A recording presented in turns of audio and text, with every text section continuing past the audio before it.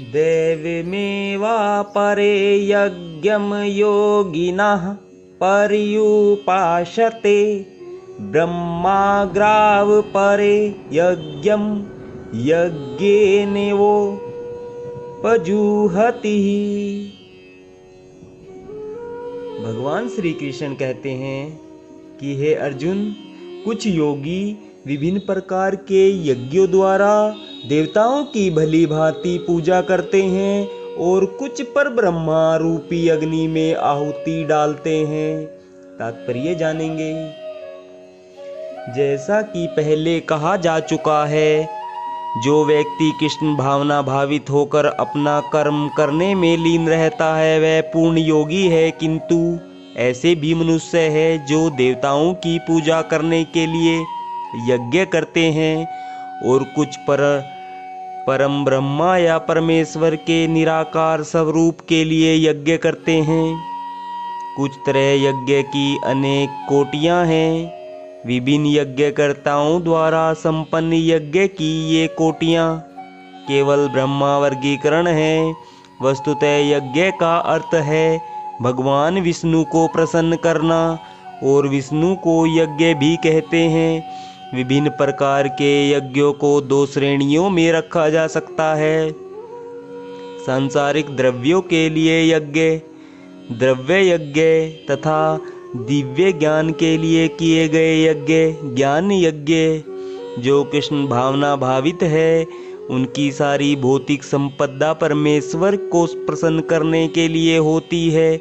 किंतु जो किसी क्षणिक भौतिक सुख की कामना करते हैं वे इंद्र, सूर्य आदि देवताओं को प्रसन्न करने के लिए अपनी भौतिक संपदा की आहुति देते हैं।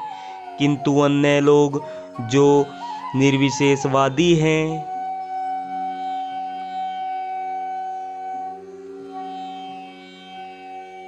वे निराकार ब्रह्मा में अपने स्वरूप को स्वाहा कर देते हैं।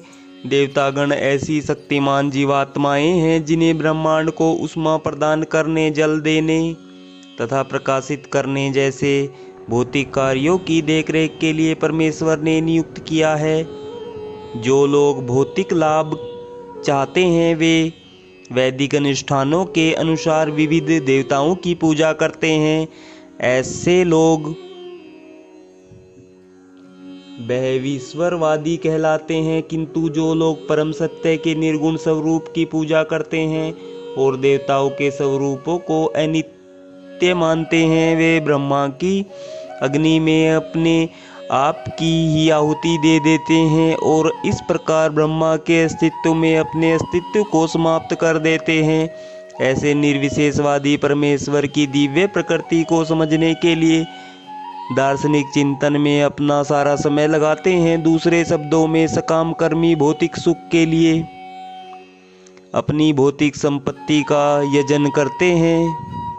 किंतु निर्विशेषवादी पर ब्रह्मा में लीन होने के लिए अपनी भौतिक उपाधियों का यजन करते हैं।